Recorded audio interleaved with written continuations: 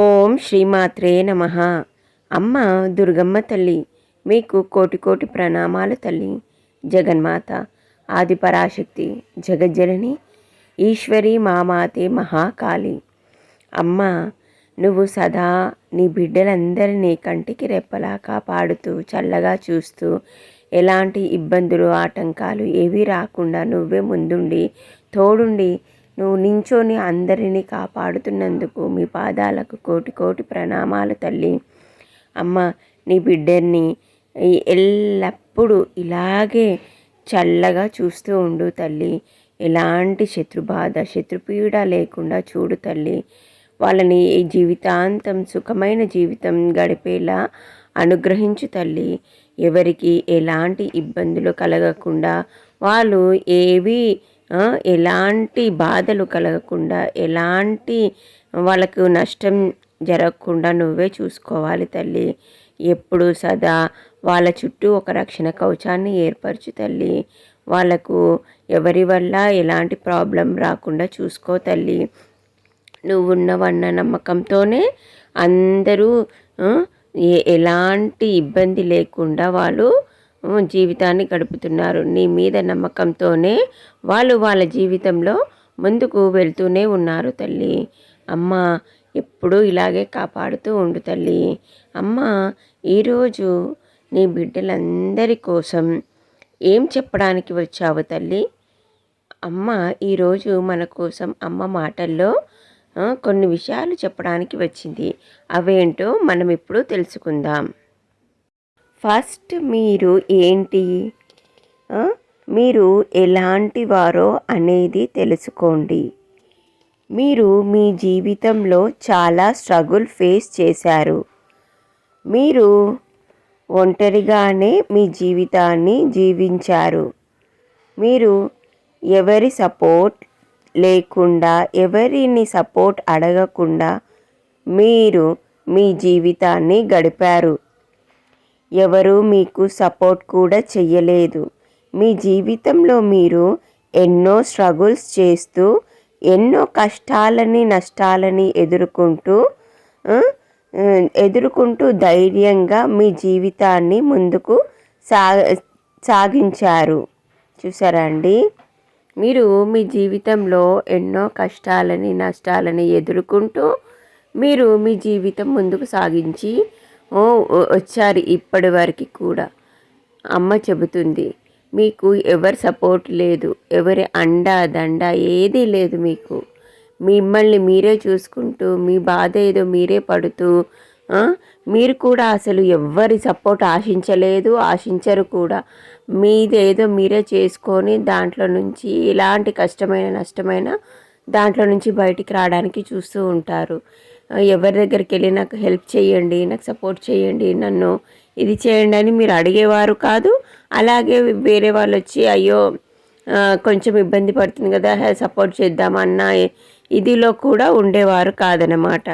అలా మీరు మీ చిన్నప్పటి నుంచి మీ జీవితాన్ని ఇలా గడుపుతూ, ఒంటరిగానే గడుపుతూ, ఇలా అన్నిటిని ఎదుర్కొంటూ మీరు ఇప్పటి వరకు మీ జీవితాన్ని ఆ విధంగానే గడుపుకుంటూ వస్తూ ఉన్నారన్నమాట. మీరు మీ డెసిషన్స్ అన్నీ మీ ఓన్గా తీసుకుంటారు. అది ఎలాంటిదైనా సరే మీ డెసిషన్లు మీరు సెల్ఫ్గా తీసుకుంటారు. మీరు డెసిషన్స్ చాలా ఫాస్ట్గా కూడా తీసుకుంటారు. ఆ పవర్ మీకు చాలా ఉంది. ఎలాంటిదైనా ఎలాంటి సమస్య అయినా ఏదైనా ఏ దాని గురించి అయినా సరే మీరు వెంటనే డెసిషన్ తీసుకుంటూ ఉంటారన్నమాట. మీ లోపల చాలా పవర్ ఉంది. అది మీకు ఎలాంటిదంటే అది మీకు కూడా తెలుసు. ఆ పవర్ ఉందని మీకు కూడా తెలుసు అన్నమాట. అది మీకు ఎక్కడి నుంచి వచ్చింది? భగవంతుడి త్రూగా వచ్చిందనమాట. అదే అండి, చూడండి, మీరు ఎలాంటి ప్రాబ్లం వచ్చినా కానీ, ఎలాంటి దాని గురించి ఆలోచించినా, ఏదైనా పని గురించి అయినా దేని గురించి అయినా సరే మీరు డెసిషన్స్ మీ ఓన్గా తీసుకుంటారనమాట. ఎవరిని అడగరు. మీకు ఏది అనిపిస్తుందో ఈ దాని గురించి ఈ టైప్లోనే డెసిషన్ తీసేసుకుంటున్నా అంటే అలా తీసేసుకుంటారు. సెల్ఫ్ డెసిషన్స్ తీసుకుంటారు, త్వరగా తీసుకుంటారు డెసిషన్స్ కూడా మీరు. ఆ, అది కూడా ఎలా కరెక్ట్ డెసిషన్సే తీసుకుంటారు ఎక్కువ మట్టుకైతే. ఉమ్, ఆ పవర్ మీకుందనమాట. వెంటనే ఇది ఈ సమస్య ఉందంటే దానికి ఈ రకంగా వెళ్ళిపోవాలి అన్నట్టు ఆ వెంటనే ఆలోచన వస్తుంది, ఆ డెసిషన్ తీసేసుకుంటారు కూడా వెంటనే మీరు. అలా మీకు ఇలాంటి పవర్ కూడా భగవంతుడి నుండి మీకు అనుగ్రహింపబడ్డదనమాట. తొందరగా తీసుకోవడం, ఇంకా మంచి మంచి ఆలోచించడము, ఇలాంటివి మీకు దేవుడి నుంచి అనుగ్రహింపబడది. సారీ అండి, కొంచెం జలుబు వల్ల గొంతు సరిగా లేదు. మాట్లాడేటప్పుడు వాయిస్లో ఇబ్బందిగా ఉంది. ఒకవేళ మీకు వినడానికి కొంచెం ఇబ్బంది అనిపిస్తే తప్పుగా అనుకోకండి. సారీ అండి, గొంతు సరిగా లేదు. సరే, ఇంకా మనము దీంట్లోకి వెళ్ళిపోదాం. కానీ మీరు కన్ఫ్యూజన్లో ఉంటారు. మీ ఏమవుతుందంటే మీరు మీ జీవితంలో ఎన్నో కష్టాలని నష్టాలని అన్నిటినీ ఎన్ని వచ్చినా అన్నిటినీ మీరు ఎంతో ధైర్యంగా ఎదుర్కొని వాటిని అన్నిటినీ సాల్వ్ చేసుకుంటూ మీరు మీ జీవితంలో ముందుకు సాగుతూనే ఉన్నారు ఇప్పటి వరకు. చూడండి, ఎన్ని కష్టాలు వచ్చినా, ఎంత ప్రాబ్లం వచ్చినా, ఏది వచ్చినా కానీ మీరు ఏ దానికి కూడా డల్ అయిపోయి కులపడిపోలేదన్నమాట.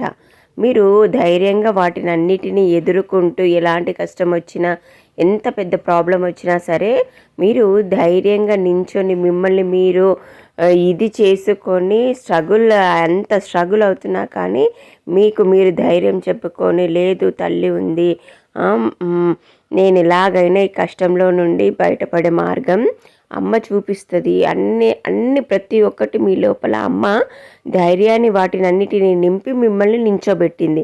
మీరు ఆ ధైర్యంతోనే ప్రతి ఒక్క కష్టాన్ని, ఎలాంటి నష్టం వచ్చినా, ఏది వచ్చినా వాటిని అన్నిటినీ ఎదుర్కొని మీరు జీవితంలో ముందుకు నడుస్తూనే ఉన్నారు ఇప్పటి వరకు. మీరు ఒక యుద్ధ వీరుల వలె మీరు మీకొచ్చిన కష్టాలని ఆటంకాలతో పోరాడి మీ ఒక్క తెలివితేటలతో, ధైర్యంతో, మీ పవర్తో వాటినన్నిటినీ ఎదుర్కొని నిలుచున్నారు. చూసారా అండి, మీకు ఎలాంటి సమస్య వచ్చినా, ఏదొచ్చినా మీరు కృంగిపోరు. మీరు ధైర్యంగా నించుంటారు. అందరు అనుకుంటారా, ఈ సమస్య వచ్చింది కదా, ఇంకా అయిపోయింది వీళ్ళ పని, ఇంకా వీళ్ళు ఏం చేయలేరు, వీళ్ళు ఇక అయిపోతారు, పడిపోతారు అని అనుకుంటారు. కానీ మీరు అలా ఉండరు. మీరు ఎలా చేస్తారు? అందరికీ షాక్ అయ్యేలా మీరు ధైర్యంగా వాటిని అన్నిటిని ఎదుర్కొని మంచిగా ఆ సమస్యని పక్కకి ఇట్లా పడేస్తారనమాట. అంటే ఆ సమస్యని మొత్తం సాల్వ్ చేసుకొని, అది కష్టమైన నష్టమైన ఎలాంటి సమస్యనే ఏదైనా దాన్ని సాల్వ్ చేసుకొని మీరు దాంట్లో నుంచి బయటికి వస్తారనమాట. మీ లోపల అంత తెలివితేటలు ఉన్నాయి, ధైర్యం ఉంది, పవర్ ఉంది, అన్నీ ఉన్నాయి మీకు. ఇవన్నీ అమ్మ అనుగ్రహించింది. అలా మీరు వాటిలో నుంచి, అన్నిటిలో నుంచి ఎలాంటిదైనా సరే ఇట్టే సాల్వ్ చేసుకుంటూ వాటిలో అన్నిటిలో నుంచి బయటికి వస్తూనే ఉంటారు ఎప్పుడు. అలా వచ్చి ఇప్పటి వరకు అన్నిటినీ ఇది చేసుకుంటూ ధైర్యంగా నించున్నారు. చూసారా అండి, మీరు ఎంత స్ట్రాంగ్ పర్సన్, మీరు ఎంత స్ట్రాంగ్, మీ లోపల అన్ని రకాల పవర్స్ కూడా ఉన్నాయి.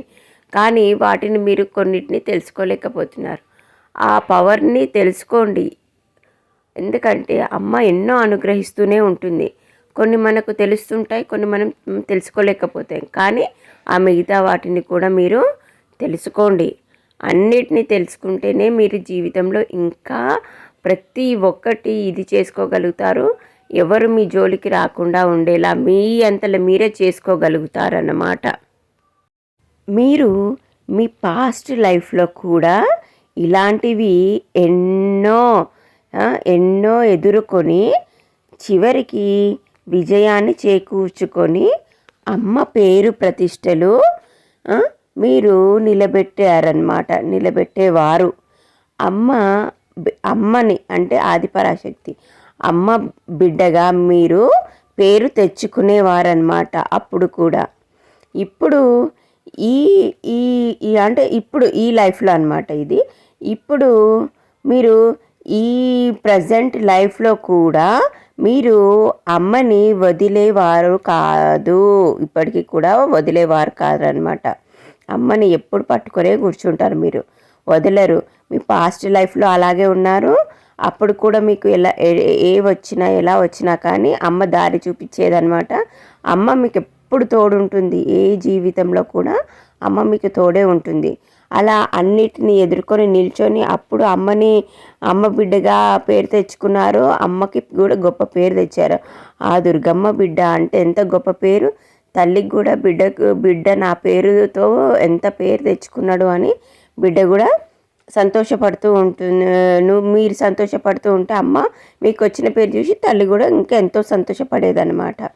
అలా మీరు అప్పుడు అలాగే ఉన్నారు. ఇప్పుడు ఈ జీవితంలో కూడా మీరు మీ ప్రజెంట్ లైఫ్లో కూడా ఎన్నిటినో కూడా అన్నీ ఎదుర్కొని అమ్మని అస్సలు వదలరనమాట మీరు. ఎలా ఇప్పుడు కూడా అమ్మని వదలలేక అసలు మీరు ఎలా ఉంటున్నారు? అమ్మని నిత్యం ఆరాధిస్తూ సేవించుకుంటూ అమ్మనే సర్వం అని నమ్ముకొని బ్రతుకుతూ ఉన్నారు. చూసారా అండి, మీరు ఇప్పుడు కూడా అమ్మని అస్సలు వదలడం లేదు. అమ్మని గట్టిగా పట్టుకొని నిత్య పూజ చేసుకుంటూ అమ్మని ఆరాధించుకుంటూ సేవించుకుంటూ అమ్మ మీదనే పూర్తి నమ్మకం పెట్టుకొని మీరు ఇప్పుడు కూడా బ్రతుకుతూ ఉన్నారు. అమ్మని ఎట్టి పరిస్థితిలో వదలొద్దండి. అమ్మ ఉంటేనే మన జీవితాలు బాగుంటాయి. అమ్మ మన జీవితంలో నుండి పక్కకు జరిగిందనుకోండి, మన జీవితం అల్లకల్లోలం అయిపోతుంది. అసలు ఏ కష్టానికి మనకు సమస్యలకి అసలు ఏ దానికి సరిగా సమాధానం దొరకదు, దారులు దొరకవు, ఏవి ఉండవు. అసలు ఏమైపోతుందో జీవితం అనేది కూడా మనకే తెలియకుండా పోతుందన్నమాట. కాబట్టి భక్తి మార్గాన్ని వదలకుండా గట్టిగా పట్టుకొని అమ్మ పాదాలను మాత్రం అస్సలు వదలకండి. అమ్మ పాదాలు పట్టుకొని కూర్చుంటే అమ్మనే మనకు అన్నీ చేస్తూ ఉంటుంది. ఎవ్వరు ఎన్ని చేసుకున్నా, ఎంతమంది శత్రువులు ఉన్నా, ఏది ఉన్నా ఏమున్నా అన్నీ వాళ్ళు ఎవ్వరు ఏది చేసినా ఏం చేసుకున్నా వాళ్ళ పాపం వాళ్ళకే. అమ్మ చూపిస్తుంది వాళ్ళు చేసిన దాంట్లోకి. కానీ అమ్మ మిమ్మల్ని ఆ ప్రతి ఒక్క దాంట్లో నుంచి బయటికి తీసుకొస్తూనే ఉంటుంది. మీ జీవితాన్ని ముందుకు సాగిస్తూనే ఉంటుంది. ఇది మాత్రం ఖచ్చితంగా మన మంచి కోసమే అండి, గుర్తుపెట్టుకోండి. అందుకే అమ్మని మాత్రం అస్సలు వదలొద్దు.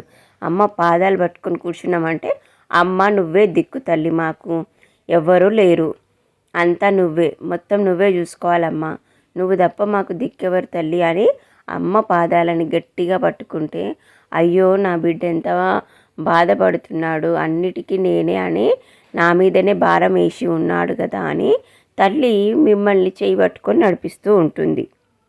ఒక చిన్న విషయం అండి, వీడియో మీకు నచ్చితే లైక్ చేయండి, ఛానల్ని సబ్స్క్రైబ్ చేసుకోండి, వీలైతే వీడియోని షేర్ చేయండి. అలాగే తప్పకుండా అమ్మకి కమెంట్లో ధన్యవాదాలు తెలుపుకోండి. బెల్లుని మాత్రం ఆన్లో పెట్టుకోండి. ఎప్పుడు అమ్మ మాట్లాడగానే వెంటనే మీకు చేరుతుంది. సరేనా అండి? ఇక మనము మిగతాది విందాం. మీ లోపల ఒక అమితమైన పవర్ ఉంది. మీ శక్తి, మీ లోపలి షైనింగ్ అందరికీ కనబడుతూ ఉంటుంది. మీరు చాలా శాంత స్వభావం కలిగిన వారు. మీరు చాలా అందంగా కూడా ఉంటారు. మీరు ప్రతి ఒక్క జీవ జంతువులో అన్నీ ప్రతి ఒక్కటి అనమాట. ఎలాంటిది? ప్రతి ఒక్క జీవ జంతువు తొందరగా అట్రాక్ట్ అయ్యి మీతో కలివిడిగా ఉంటాయి. చూసారా అండి అమ్మ ఏం చెప్తుందో? మీరు చాలా శాంత స్వభావం కలిగిన వారనమాట. మీ లోపల ఒక మంచి పవర్ ఉంది, శక్తి, అమితమైన మంచి శక్తి ఉంది మీ లోపల. అలాగే మీలో షైనింగ్ కూడా ఉంది. ఇది అందరికీ కనబడుతుందండి. మీ లోపల ఏదో పవర్ ఉంది, ఏదో షైనింగ్ ఉంది అనేది ఏ ఎదుటి వాళ్ళకు కూడా అర్థమవుతూ ఉంటుందన్నమాట. అలాగే మీకు జీవ జంతువులు అన్నీ ఏమవుతాయి అంటే మీకు తొందరగా అట్రాక్ట్ అవుతాయి. ఎందుకంటే మీ లోపల అమ్మ పవర్ ఉంది కదా, కాబట్టి అవి మీకు తొందరగా అట్రాక్ట్ అవుతూ ఉంటాయన్నమాట. మీరు గమనించి చూడండి, ఇవన్నీ మీకు బాగా తెలుస్తూ ఉంటాయి. కొంతమంది మిమ్మల్ని ఇలాగే చూస్తూ ఉంటారు సడన్గా. మీకు ఏమైంది, నేను ఏమన్నా ప్రాబ్లమా, నన్ను ఎందుకు ఇట్లా చూస్తుర్రో వీళ్ళు అన్నట్టు మీకు అనిపిస్తుంది. కానీ అది కాదు, మీలో ఒక తేజస్సు కనిపిస్తూ ఉంటుంది వాళ్ళకి. అందుకే వాళ్ళు సడన్గా ఏంటి ఇట్లా కనిపిస్తురు అన్నట్టు చూస్తూ ఉంటారన్నమాట. మీతో ఉన్నంతసేపు అవి చాలా సేఫ్ అండ్ సెక్యూర్గా ఫీల్ అవుతూ ఉంటాయి. మీ దగ్గర చాలా పాజిటివ్ ఎనర్జీ ఉన్నట్టు అవి ఫీల్ అవుతాయి అన్నమాట. చూసారండి, జంతువులు పక్షులు ఏవైనా గుర్తుపడతాయి. వాటికి మీ దగ్గర ఉన్నంతసేపు సేఫ్గా సెక్యూర్గా ఫీల్ అవుతాయి అన్నమాట. మీ దగ్గర ఎక్కువ లాడ్గా ప్రవర్తిస్తూ ఉంటాయి, మిమ్మల్ని అటు ఇటు తిప్పుతూ ఉంటాయి, ఇలా దగ్గరికి తీసుకోమని చెబుతూ ఉంటాయి అన్నమాట. అవి మీ దగ్గర సేఫ్ సెక్యూర్గా ఫీల్ అవుతాయి, మీ దగ్గర పాజిటివ్ ఎనర్జీ ఉందని వాటికి తెలుస్తూ ఉంటుందన్నమాట. మీలో కొంతమందికి పెయింటింగ్ అంటే చాలా ఇష్టం. మీరు పెయింటింగ్ కూడా వేస్తూ ఉంటారు. మీరు టైం దొరికితే, అంటే మీకు టైం దొరికితే అన్నమాట, టైం దొరికినప్పుడల్లా మీ యొక్క కళని చూపిస్తూ ఉంటారు. మీ ఇష్టాన్ని కొన్ని ఎట్లా అంటే ఇష్టం మీకు ఆ కళ అంటే అంటే పెయింటింగ్ చేయడము ఇలాంటివన్నీ మీకు చాలా ఇష్టం అన్నమాట. సో మీరేం చేస్తారంటే హాబీ అంటారు అట్లా, మీరు పెయింటింగ్ వేస్తూ ఉంటారు. టైం దొరికినప్పుడల్లా పెయింటింగ్స్ చేస్తూ ఉంటారు, మంచి మంచి పెయింటింగ్స్. మీకు ఎలా వేయాలి అనిపిస్తూ ఉంటే అలా పెయింటింగ్స్ వేస్తూ ఉంటారనమాట. మీకు ఇష్టం కదా మరి, అందుకనే మీరు పెయింటింగ్స్ చేస్తూ ఉంటారు. ఆ కళని టైం దొరికినప్పుడల్లా వాటిని బయట పెడుతూ ఉంటారనమాట. కొన్ని రూపాలలో మీరు వాటిని తెలియజేస్తూ ఉంటారు. అదే పెయింటింగ్స్ని ఎట్లా అంటే కొన్ని కొన్ని విధాలుగా మీరు వాటిని రూపాలుగా బయట పెడుతూ ఉంటారన్నమాట. కొన్ని వేరే అంటే ఇప్పుడు మీ మనసులో ఒకటి అనుకుంటూ ఉంటారు, కాకపోతే మీరు అక్కడ ఒక్కటే ఇద్దాం అనుకుంటారు, కానీ మీలోనిది ఏదైతే అది మీరు ఇదవుతున్నారో అది అక్కడ వేస్తూ ఉంటారనమాట. ఆ విధంగా మీలోని దాన్ని అక్కడ మీరు బయట పెడుతూ ఉంటారనమాట. కొన్నిటిని ఆ విధంగా మీరు చేస్తూ ఉంటారు. మీ మీ మీరు ఎలా అంటే అసలు చాలా అర్థం కారు ఎదుటి మనుషులకు ఎవరికి, అసలు మీరు ఏం ఆలోచిస్తున్నారో అర్థం కాదు. మీతో ఎన్ని రోజులున్నా వాళ్ళు ఏమనుకుంటారు, మిమ్మల్ని వాళ్ళు ఒకలాగా భావిస్తూ ఒకలాగా వీళ్ళ మెంటాలిటీ ఇది, వీళ్ళు ఇట్లుంటారు అట్లుంటారు అది ఇది అని అనుకుంటారు. కాకపోతే యాక్చువల్గా మీరు ఎలా ఉంటారు అనేది ఎవ్వరికీ అర్థం కాదు. మీ ఆలోచనలు, మీ విధానాలు, మీరు ఉండేది, మీరు ఎలా ఏం చేయాలనుకుంటున్నారు, ఎట్లా చేయాలి, ఇవి ఏవి ఎదుటి వాళ్ళు గెస్ చేయలేకపోతారు, ఆలోచించలేకపోతారు, మీ గురించి తెలుసుకోలేకపోతారు. కాకపోతే వాళ్ళు ఏమనుకుంటారంటే వాళ్ళు ఒక రకంగా మిమ్మల్ని మా వీళ్ళు ఇట్లుంటారు ఇలాంటి మనుషులు తెలుసుకున్నాం వీళ్ళ గురించి అనుకుంటారు, కానీ వాళ్ళు శూన్యం అనమాట. వాళ్ళకి అసలు మీ గురించి ఏమీ తెలుసుకునే ఇదే ఉండదు, తెలుసుకోలేకపోతారు వాళ్ళు. అర్థం చేసుకోండి, అట్లా ఉంటుంది మీది మెంటాలిటీ మొత్తం డిఫరెంట్గా, ఎవరు గెస్ చేయలేరు అనమాట. వాళ్ళు ఏమనుకుంటారు, ఇప్పుడు సపోజ్ మీరు నవ్వుతూ ఉంటారనుకో, వాళ్ళు ఏమనుకుంటారంటే అబ్బా ఆనందంతో నవ్వుతూ ఉన్నారే, ఏదో వీళ్ళకు సంతోషకరమైనది వచ్చినట్టుంది అందుకే నవ్వుతున్నారు అని అనుకుంటారు. కాకపోతే అక్కడ మీరు మీ లోపల ఉన్న బాధని భగవంతుడి ముందే ఎక్కువగా వ్యక్తం చేస్తారు, బయట ఎవ్వరికి ఎక్కువ వ్యక్తం చేయరు. కాబట్టి మీరు ఏం చేస్తారంటే జస్ట్ నేను సంతోషంగా ఉన్నా, హ్యాపీగా ఉన్నా అన్నది నలుగురు వాళ్ళు అనుకునే విధంగా మీరు అక్కడ ఏం హ్యాపీ అంటే ఫుల్ హ్యాపీ ఖుష్ అన్నట్టు నవ్వుతూ ఉన్నట్టు చూపిస్తారనమాట. అది ఎవరికి అర్థం కాదు. మీరు ఎన్ని కష్టాల్లో ఉన్నా కూడా మీరు నవ్వుతూనే ఉంటారు ఎప్పుడు, మీ ఫేస్లో నవ్వు అనేది ఇది అవుతూనే ఉంటుంది తప్పితే ఏ బాధది వ్యక్తం చెయ్యరు, మీరు కనబడదు కూడా. మీరు తల్లిదండ్రుల ముందు కూర్చోగానే మీ కంట్ల నుండి కన్నీరు కారిపోతూ ఉంటుంది.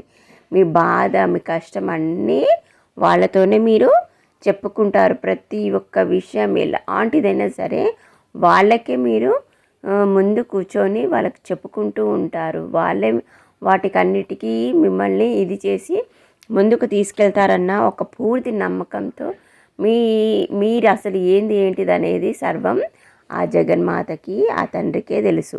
మీరు అక్కడే చెప్పుకుంటారు, చేస్తారు, అన్నీ వాళ్ళతోనే షేర్ చేసుకుంటూ ఆనందమైన దుఃఖమైన ఏదైనా వాళ్ళతోనే, మీ సర్వం వాళ్ళని నమ్మి ఉంటారు. అంత నమ్మకము మీకు, వాళ్ళంటే అంత ప్రేమ, భక్తి. కాబట్టి అక్కడే మీరు మీ యొక్క నిజ రూపం అనేది అక్కడే ఉంటుంది, అక్కడే తెలుస్తుంది తప్పితే మిగతా ఎవ్వరికీ తెలియదు. ఎవరు గెస్ కూడా చేసుకోలేరు మీరు ఎలాంటి వారని.